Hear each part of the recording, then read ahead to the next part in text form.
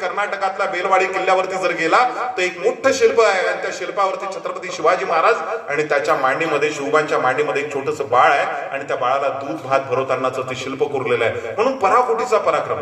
किती करुणेचं मूल्य होतं. महात्मा ज्योतिबा फुले प्रचंड मोठे उद्योगपती होते, तुम्हाला कल्पना नसेल, पण त्या काळातला महाराष्ट्रातला सर्वात श्रीमंत उद्योगपती किर्लोस्कर आणि भारतातला सर्वात मोठा उद्योगपती टाटा 18व्या शतकामध्ये.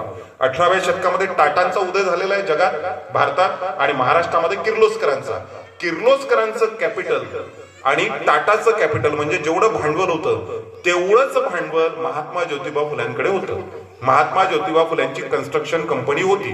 तुम्ही आजही मुंबईला गेला तर सीएसटीच्या समोर नगर परिषदची, मुंबई महानगरपालिकेची जी इमारत आहे मोठी ती महात्मा फुलेंनी बांधलेली आहे.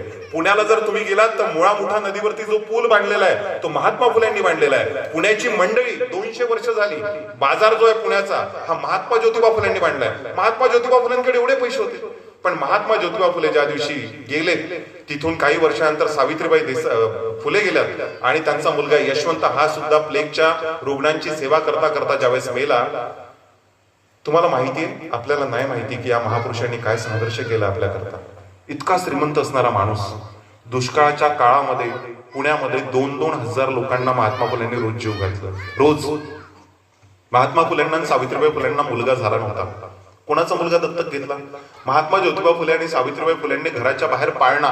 आज आपल्याला बाहेरच्या घराच्या बाहेर पाट्या लागून दिसतात, पाट्या की इथे फेशियल करून मिळेल, इथे आयब्रो करून मिळेल, इथे केस चांगले कापून मिळेल, असते की नाही पार्लरच्या पाट्या दिसतात, पिको फॉल करून मिळेल. आमच्या सावित्री माईनी आणि महात्मा ज्योतिबा फुल्यांनी सुद्धा घराच्या बाहेर पाटी लावलेली होती आणि पाटी कुठली होती? छोट्या छोट्या मुलींचे लग्न लावून दिल्या जायचे.